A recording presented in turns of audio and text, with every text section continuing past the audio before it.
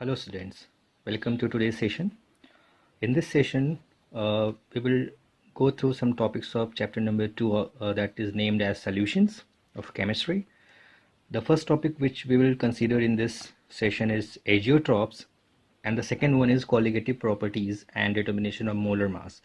Basically, there are 4 colligative properties, but we will not consider all the 4 colligative properties because the video get too lengthy. So we will consider only 1 or 2 colligative properties, and rest of the colligative property will be discussed in the next session. Okay, so the first topic of today's session is azeotropes.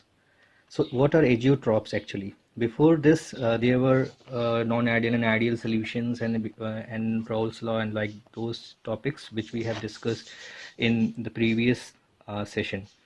So what are azeotropes? Basically, azeotropes are a kind of binary mixture, or they are the solutions, or they can simply the mixtures in which two components are dissolved, and in this kind of the mixture, the composition in the liquid. So it is written here, having the same composition in liquid and vapor phase and boil at a constant temperature. So they are the solutions, or they are the binary mixtures which have same composition in the liquid phase as well as in the solution phase. For example, if there is a container, and in this container you have filled A and B, and A is having 70% and B is having 30% composition.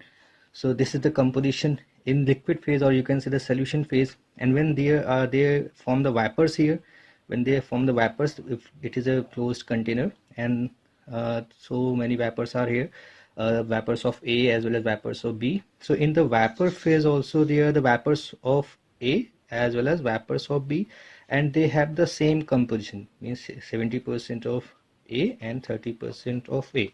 So if this kind of the mixture is there, then you can say the mixture is azeotrope. It means the composition in the liquid phase and composition in the vapor phase remain same. Okay, so this is a kind of binary mixture which is termed as azeotropes.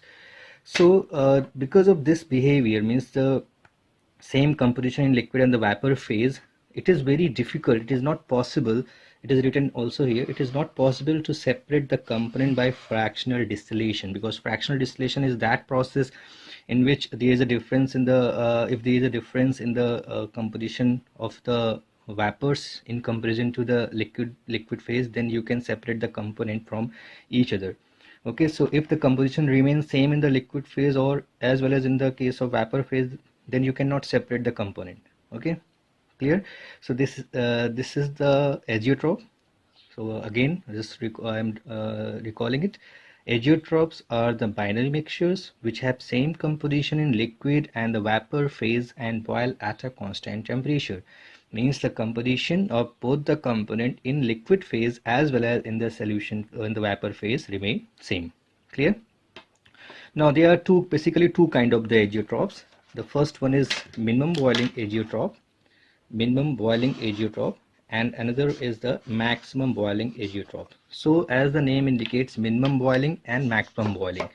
Minimum boiling azeotropes means when there is not requirement of much temperature to boil the mixture, and maximum boiling azeotropes are those azeotropes in which the rise of temperature is very high, means you need more energy to boil the mixture. Okay, so minimum boiling azeotropes, which kind of mixture show the minimum boiling azeotrope and which kind of mixture show the maximum boiling azeotrope, they can be identified with the help of positive deviation and the negative deviation.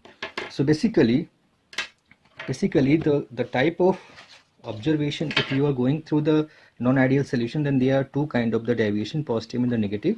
So minimum boiling azeotropes are basically those azeotropes, those non-ideal solutions which show positive deviation. Positive deviation means the vapor pressure of the solution phase is greater than the vapor pressure of the pure component. So this is all about the positive deviation. So why the positive deviation, the solution which are having the positive deviation, they are forming the minimum boiling azeotropes, because already they are having greater vapors, so there is less amount of vapors required to reach the range of atmospheric pressure to boil the solution. Okay, because the positive deviation, in the case of positive deviation, for example, in this graph you can see that the vapor pressure of solution is high. It means, and what is and when boiling occurs, when this vapor pressure become equal to the atmospheric pressure. So in comparison to the pure solvent, already these non-ideal solutions are having greater vapor pressure. That's why they need low temperature to boil. Whereas in the case of maximum boiling azeotrope, what is happening? The solutions, those non-ideal solutions which have negative deviation, they will form the maximum boiling azeotrope, because negative deviation means the vapor pressure of solution is low. If the vapor pressure of solution is low, it means the solution needs more pressure, and when these more pressure will be there when you will increase the temperature. If and then when you are increasing the temperature, the number of vapors increases, and when the vapor pressure become equal to atmospheric pressure, then only the mixture will boil. So the solutions which have negative deviation will show the maximum boiling age, will be the maximum boiling azeotrope, and the solutions who are showing the positive deviation, they will be the minimum boiling azeotrope. Okay, for example, ethanol and water mixture. So ethanol and water mixture, this is a kind of minimum boiling azeotropes.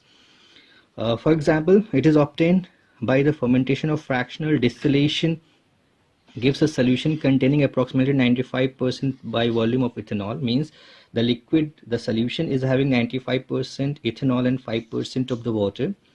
Once this composition, known as the azeotrope composition, has been achieved, the liquid and vapor have the same composition and no further separation occurs. It means the 95% of the, if 95% is the composition of ethanol and 5% is the composition of water, then in the liquid phase as well as in the vapor phase, in both the phases the composition remain the same. So this is azeotrope, minimum boiling azeotrope.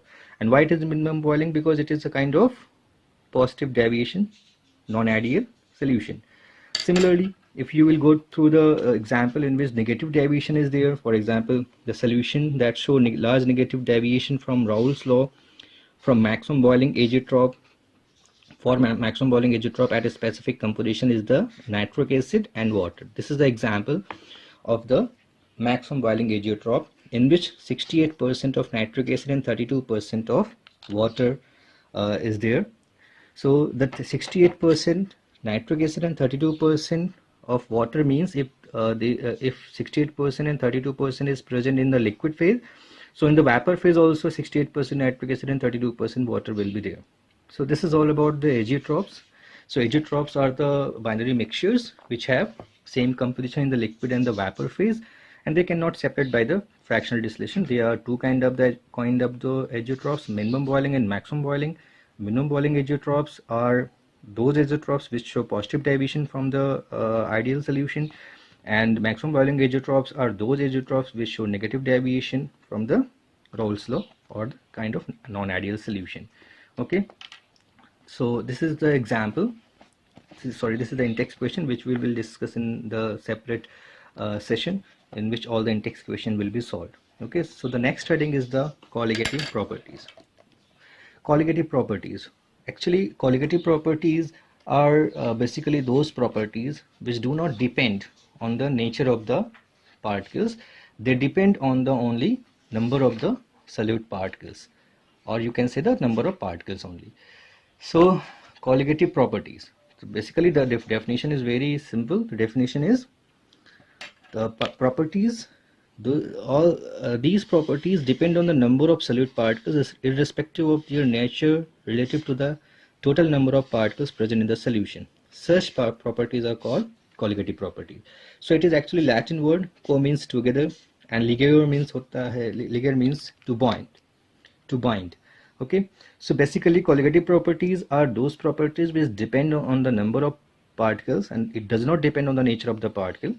So this is all about the colligative properties. Now there are basically four kind of colligative properties. The first one is relative lowering of vapor pressure, depression of freezing point, elevation of boiling point, and osmotic pressure. And all these colligative properties, are depending on the number of particles. They are not depending on the nature of the particles. Okay, so one by one, just consider it. The first one is relative lowering of vapor pressure.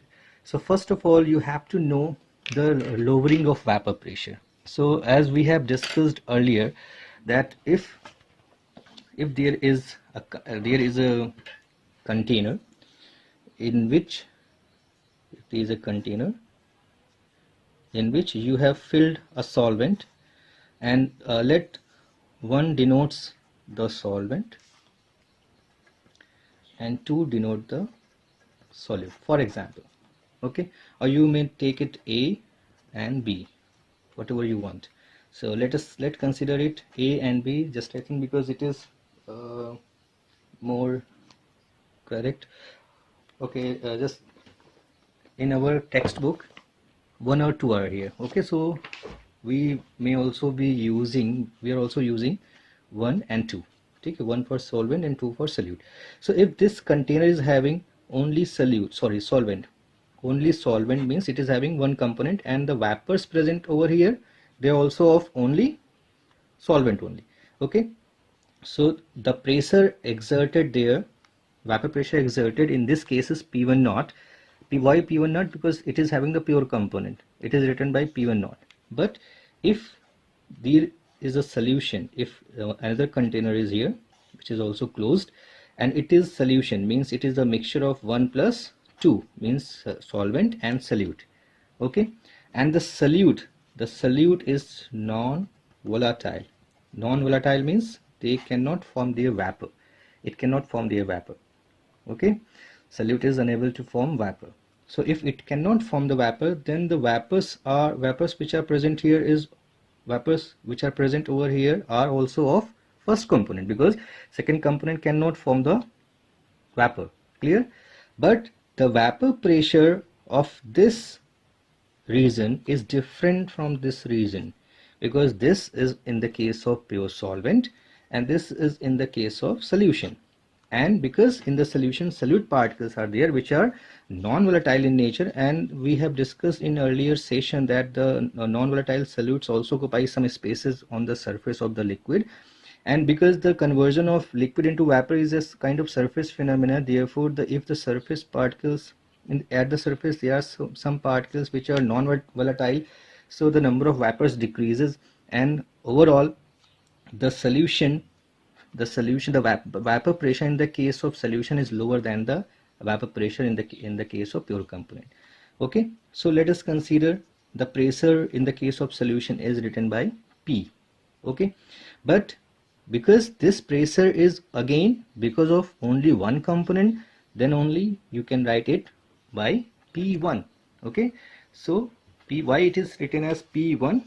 Because P10 is the vapor pressure in the case of pure component number 1. When component number 1 is there, means solvent is there, and if solution is there, then again the vapors which are forming here, they are of only solvent. That's why we are written here as P1. Okay, is it clear here? P1.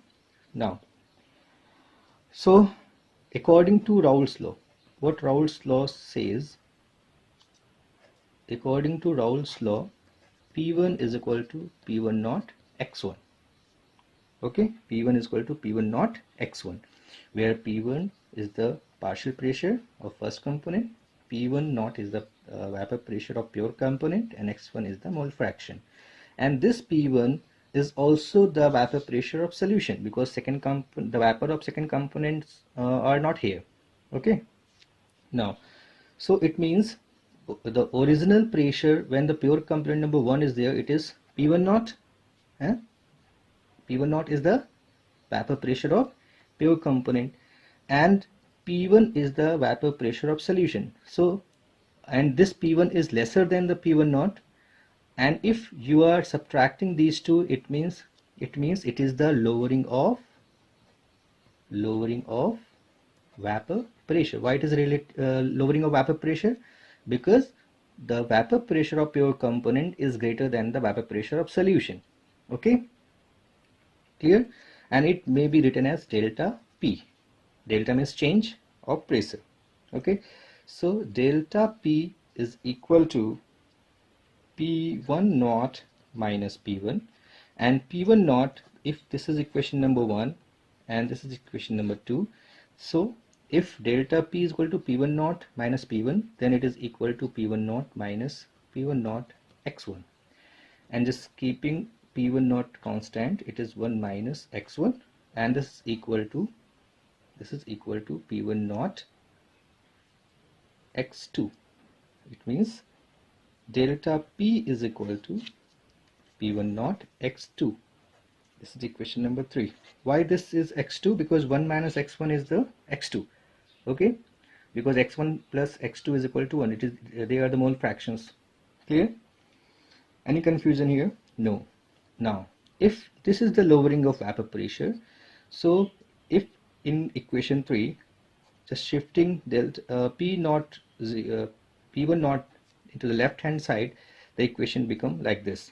So this is the lowering of vapor pressure, this is the vapor pressure of pure component number 1, and this whole term is termed as relative lowering of vapor pressure, and we are just going to derive the equation for the relative lowering of vapor pressure.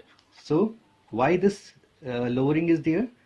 Because the solute, they are non-volatile, and if they are non-volatile, so as you mix the solute into the pure solvent to form the solution, the number of vapors decreases here, and because the number of vapors decreases, the vapor pressure of the solution decreases. This is written with the help of lowering of vapor pressure. And if you are relating the vapor pressure of solution with the pure solvent, then this term is termed as relative lowering of vapor pressure.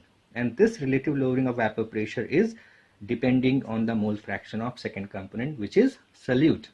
Okay, so now expand this formula. This is P1 naught minus P1 upon P1 naught. It is delta P upon P1 naught. And what is x2? x2 is the mole fraction of second component, means x2 is equal to n2 upon n1 plus n2. So this is another formula. This is another formula. And if n2 is very less than n1, then n2 can be neglected. And if n2 from the n2 in the denominator case will be neglected, then what will be the equation? P1 naught minus P1 upon P1 naught is equal to n2 upon n1. This is another equation. Okay, and this one is the most important one. So you are clearly you are clearly observing here that the relative lowering of vapor pressure is completely depending on the number of the particles. They are not depending on the nature of the particles. They are depending on the number of the particles. So what are N1 and what are N2? They are the number of moles of component number 1, and they are the number of moles of component number 2, N2. Okay, so again you can expand it. P1 naught minus P1 upon P1 naught is equal to, what is N2? It is W2, means given mass upon molar mass, upon W1 upon M1, where W is for the given mass and capital M is for the molar mass. Okay, so the formula became W2 into M1 upon W1 into M2. Okay, so overall the equation become P1 naught minus P1 upon P1 naught is equal to W2 M1 upon W1 M2. So this is the overall equation. This is the overall equation, which is also derived in your book. This is the equation. P1 naught minus P1. Let's look at here.